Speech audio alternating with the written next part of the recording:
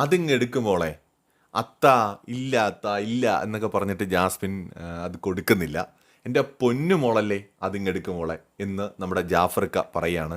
അപ്പോഴും ജാസ്മിൻ ഒരു സംശയം, ഊരാൻ ഒരു ബുദ്ധിമുട്ട് പോലെ. ഊരു മോളെ എന്ന് പറഞ്ഞിട്ട് ജാഫറണം തന്നെ അതിനും വലിച്ചങ്ങ് ഊരിക്കളയാണ്. അതെ, ഗബ്രി എന്ന് പറയുന്ന ആ ഒരു വ്യക്തിയുമായി ബന്ധപ്പെട്ട ഓർമ്മകളുമായി ബിഗ് ബോസ് വീട്ടിൽ ജീവിക്കുന്ന ജാസ്മിന് ഇനി അതൊന്നും ആവശ്യമില്ല എന്ന് വളരെ വ്യക്തമായി സ്പഷ്ടമായിട്ട് ജാഫർ വളരെ വ്യക്തമായി തന്നെ ജാസ്മിനോട് പറയാണ്. സോ അത് ഭയങ്കര ഒരു സീസൺ 6 ഏറ്റവും കൂടുതൽ നമ്മൾ ഒരുപക്ഷെ ഫ്യൂച്ചറിലും ഓർമ്മിക്കാൻ പോകുന്നൊരു മൊമെൻ്റ് ആയിരിക്കുമെന്ന് എനിക്ക് തോന്നുന്നു. കാരണം ജാസ്മിൻ്റെ ഈ സീസണിൻ്റെ തുടക്കം തൊട്ട് ഇന്ന് വരെയുള്ള ഗെയിം നമ്മൾ എടുത്താൽ ഗബ്രി എന്ന് പറയുന്നത് ജാസ്മിൻ്റെ ഗെയിമിൻ്റെ ഒരു പാർട്ടാണ്. എനിക്ക് ജാസ്മിൻ ഒരു ഇൻഡിവിജ്വൽ പ്ലെയർ അല്ല എന്ന് തോന്നിയതിൻ്റെ ഒരു റീസൺ പോലും അതാ. അപ്പോൾ ഒറ്റയ്ക്ക് കളിക്കാനും കഴിയുമായിരുന്നു, പക്ഷേ ആയിരുന്നില്ലല്ലോ. 50 ദിവസത്തോളം ഒറ്റയ്ക്കല്ല കളിച്ചത്.